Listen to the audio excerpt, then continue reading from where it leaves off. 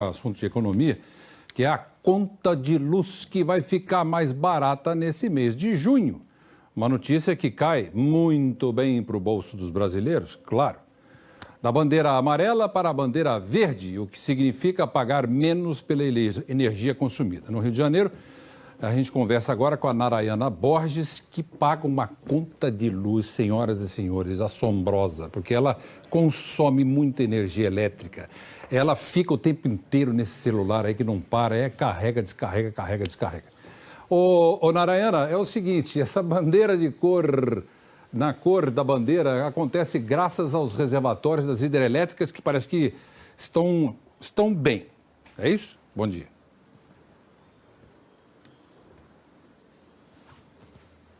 Oi, Burnier, bom dia para você, para quem está acompanhando a gente. Olha, não vem não, que eu sou consciente, viu? Saiu de um cômodo, desliga a luz e assim vai, mas o celular não tem jeito. Ele fica bastante tempo ali carregando na tomada. Mas, pois é, os reservatórios estão cheios, principalmente no sul, viu, Burnier? Acabou a chuva aí, a previsão de chuva acabou, superando as expectativas. E é o seguinte, se chove pouco, as hidrelétricas geram menos energia e aí é preciso usar as usinas térmicas que são mais caras e aí esse consumo, o uso delas, acaba sendo repassado para o consumidor. Então, a boa notícia é assim, reservatório cheio, hidrelétrica não é necessário usar a térmica, então melhora aí o lado um pouquinho para o consumidor. Mas sobre esse assunto, a gente vai conversar agora com Roberto Brandão, melhor pessoa, mais indicada para falar sobre isso. A gente estava conversando antes de entrar ao vivo. Roberto Brandão, pesquisador do Grupo de Estudos do Setor Elétrico da UFRJ. Roberto, muito obrigada pela sua participação. Um bom dia. Burnier estava até implicando comigo, mas eu sou uma consumidora consciente, você fique tranquilo. E eu queria saber de você, qual o impacto dessa bandeira verde no orçamento, na vida das famílias? A conta de luz do próximo mês vai ser um pouquinho mais barata. Isso deve dar, para uma conta média do Brasil, R$ 2,50 fora impostos.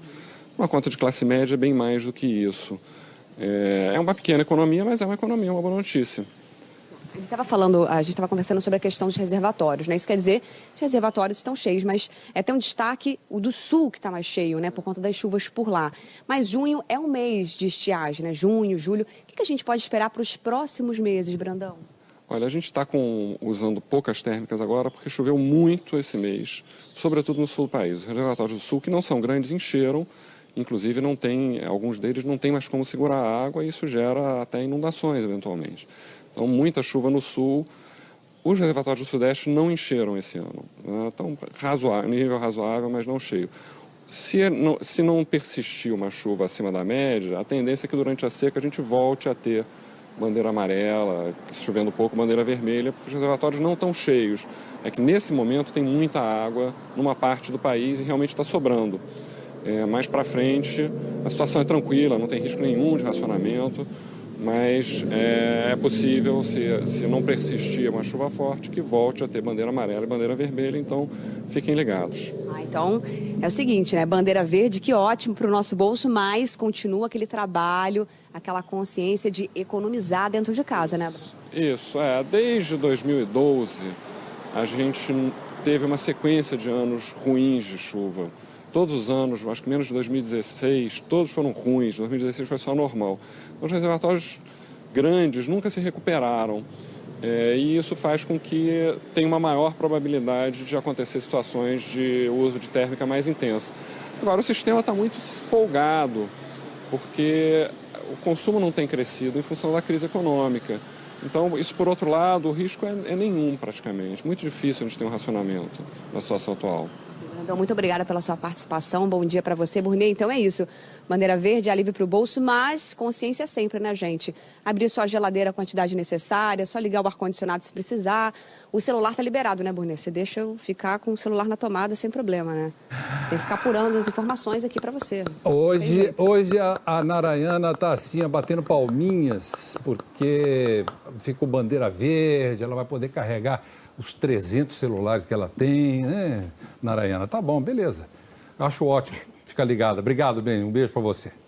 Bom, e a gente recebe aqui no estúdio o Carlos Norato, economista. Norato, tudo bem? Tudo bem, bom dia. A Júlia participa da entrevista. Bom, não deixa de ser uma boa notícia, claro. Nós estamos num momento em que muitos brasileiros estão passando um apuro danado. O desemprego caiu um pouquinho, só de 13.400 para 13.200, praticamente ficou do mesmo tamanho. e a gente não está vendo a superfície da água tão próxima, né? Talvez só São Pedro está nos ajudando aí com esse outono chuvoso em todo lugar, né? Quer dizer, os reservatórios melhoraram, a gente está na bandeira verde. O que acontece é que, sendo economista e um pouco pessimista, há uma semana atrás, 2 semanas atrás, eles reajustaram o valor das bandeiras. Então, se a gente tiver um julho chuvoso, talvez a gente mude para um julho mais seco, talvez a gente mude para uma bandeira amarela que está um pouco mais cara. Mas eu acho que é um alívio, vamos ser otimistas em termos de energia.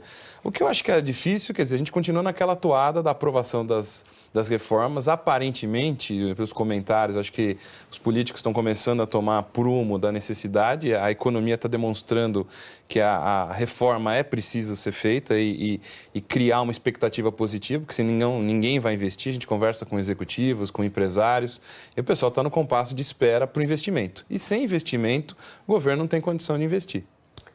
Honorato, uma discussão sobre energia que se faz na equipe econômica é fazer um choque de energia barata, né? O ministro Paulo Guedes já falou sobre isso, e isso viria de um plano de ter um gás bastante barato no Brasil, que tem capacidade, tem bastante matéria-prima, gás, mas não tem capacidade de extração, distribuição também concentrada. Você acha possível, viável isso, até como uma medida para ajudar a destravar a economia? Eu acho isso um excelente choque de oferta, né? Quer dizer, o que é um choque de oferta? Eu vou disponibilizar recursos e energia disponível. O Brasil, ele tem todas as condições de ter uma matriz energética bastante diversificada, quer dizer, desde do óleo de girassol, que o pessoal faz lá no interior do Mato Grosso nessa época, o gás, quer dizer, quando a gente olha para essas plataformas de petróleo e vê aquela chaminha, é gás que está sendo desperdiçado, que poderia ser utilizado na indústria. Eólica, solar, quer dizer, nós temos aí um potencial imenso, não precisa se focar só na energia elétrica. Quer dizer, se a gente tiver um plano, e é o que falta para o país, criar um plano em que você crie incentivos cruzados, talvez até algum subsídio para alguns setores, de modo que você crie condições de que a gente mude essa matriz, tenha uma matriz mais diversificada, dependa menos só da água dos reservatórios, e acho que é plenamente possível. Precisa de um plano, precisa fazer isso de uma forma estruturada. Honorato, a gente vai ficar aqui variando sobre o mesmo tema até quando, né? Quer dizer, a gente está esperando... Todo mundo parece que está agora, se convenceu de que está refém da reforma da Previdência. E nem é tanto pela economia, porque a economia virá ao longo dos anos, não é para amanhã, né? É pela história da confiança, né? Você concorda com o ministro Paulo Guedes, que diz que assim que a reforma for aprovada, o investimento virá logo em seguida?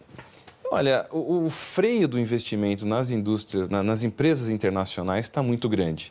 Quer dizer, eu sou professor de cursos de pós-graduação, a gente circula com muitos executivos, e é impressionante como o pessoal é categórico em dizer que só está esperando o sinal das reformas, né? Então, isso reafirma a ideia, não é um passe de mágica, mas o Brasil tem um mercado, nós temos aí 200 milhões de pessoas, uma população econômica ativa de 100 e poucos milhões, desesperados pelo consumo, concorda? O pessoal quer ter vários celulares, claro, quer ter carro, quer ter consumo.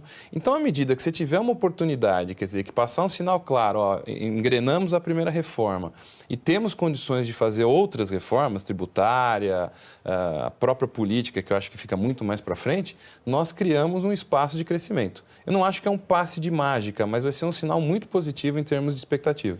Pois é. Bom, e no mundo dos negócios, a retomada lenta da economia afeta as multinacionais estrangeiras. Segundo o levantamento do Ministério da Economia, feito a pedido da Globo News, a abertura de novas filiais no Brasil despencou nos últimos anos na comparação com o período pré-crise. Quem tem os detalhes disso é a Priscila Yazbek.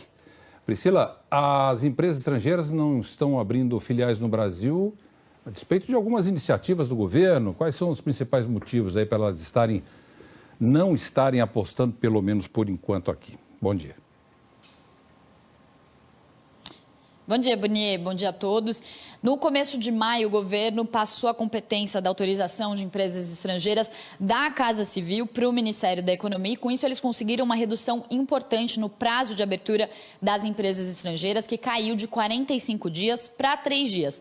Mas o que o empresário estrangeiro está preocupado é se o país vai crescer ou não. É assim que ele toma a sua decisão de investimento. Por isso, a gente vê uma queda forte da abertura de filiais estrangeiras aqui no país nos últimos 5 anos. A gente vai mostrar para vocês os resultados desse estudo que foi feito a partir de dados do Ministério da Economia. E o que a gente vê é que entre 2009 e 2013 foram abertas 79 filiais estrangeiras no país.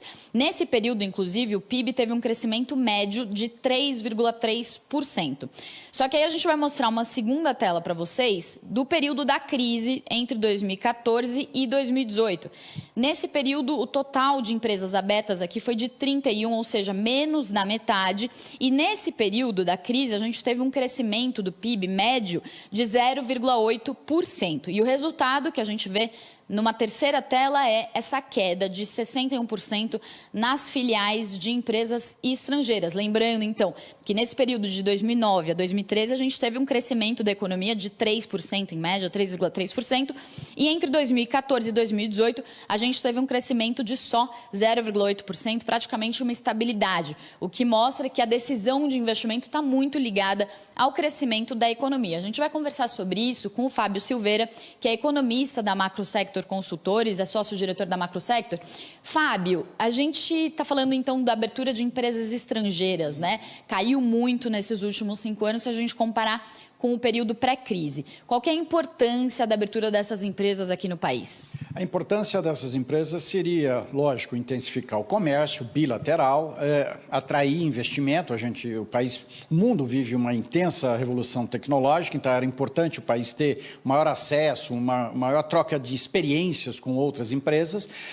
Agora, é um mundo em que nós estamos ficando apartados dele, né? Além do baixíssimo crescimento, quase nulo, o investimento no país nos últimos anos caiu quase 6%. Então, é algo pouco alentador.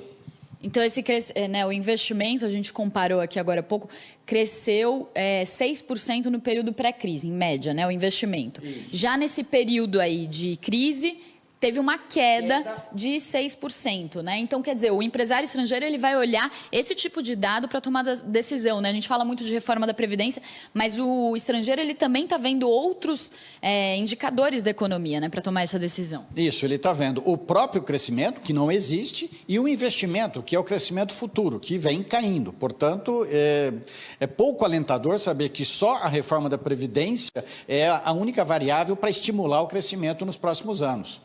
E a gente já tem uma década perdida, então. A década de 2010, infelizmente, até 2011, até 2020, está perdida, infelizmente. Tá certo. Fábio, muito obrigada pela entrevista.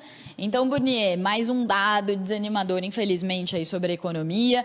Essa década perdida que os economistas já começam a falar com mais frequência aí, se a gente pegar esse período que vem de 2010 até agora, né, passando por esse período mais crítico da crise entre 2015 e 2016. Volto com você.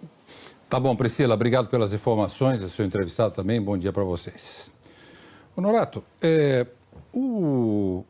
o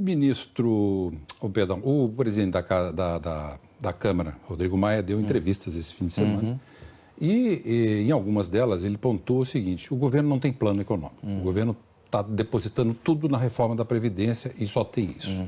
Você acha exagerada essa interpretação, avaliação do presidente da Câmara, ou você acha que ele está correto? Não, eu acho que o próprio ministro Paulo Guedes ele tem sido enfático na reforma da Previdência. O que seria um grande acerto se isso fosse aprovado muito rápido, né? Como está demorando para a gente chegar no ponto final dessa reforma, essa economia parada, as pessoas desempregadas criam uma ansiedade muito grande na população, né? E mais ou menos ele tem razão, porque a gente não está vendo nenhuma outra medida de incentivo na economia, vai que seja algum incentivo do lado da demanda, para fazer com que as pessoas, no mínimo, voltem a consumir e algum emprego seja gerado. Então, talvez ser um pouco criativo aí em alguns elementos, que ele até está tentando ser, aí, questão das reservas de petróleo, do pré-sal, de fazer emissão de bônus e de títulos em função disso, mas você precisa dar um fôlego de curto prazo na economia para que essa pasmaceira não continue ad eterno, como os economistas gostam de dizer, né? Hoje o jornal Globo destaca na sua capa, como a gente tem as condições favoráveis do ponto de vista de taxa de juros e inflação, mas ainda assim as empresas não estão investindo, o que mostra que é uma crise de confiança mesmo. Aí tem um dado que eu achei interessante, que diz que o estoque das dívidas das empresas chegou a 1 trilhão e 400 bilhões, tá? Dinheiro que está emprestado para as empresas, mas até agora, nesse começo de ano, 2,8% menor que 2018. Quer dizer, mostrando aí que, de fato, o pessoal não quer se endividar, né? O crédito para a pessoa jurídica caiu, né? Quer dizer, você tem menos disponibilidade. O que a gente tem percebido é um pouco mais de crédito para a pessoa física que tem consumido ou que tem alguma renda comprovada. E nitidamente, quer dizer, as empresas, elas, se forem multinacionais, elas se endividam em dinheiro barato no exterior. Então, elas captam dinheiro no exterior, investem aqui no Brasil. Se não tem essa perspectiva de investimento, eles não investem. E, por outro lado, quer dizer, se o estoque de endividamento é alto, eu não tenho um retorno previsto no curto prazo aí de que esse meu investimento vai trazer frutos e ganhos, eu paro, né? E a gente tem uma capacidade instalada bastante desocupada ainda, quer dizer, você tem ociosidade na indústria. Então, essas empresas vão crescer na medida de reocupar essa capacidade. O investimento mesmo só virá quando a confiança voltar. Muito bom, Carlos Honorato, com as suas explicações, esclarecimentos importantes da economia. Obrigado, Honorato, mais uma vez. Eu que agradeço. Até semana que vem. Obrigado, viu, Júlia? Muito obrigado. Agora, gente, são 8h25.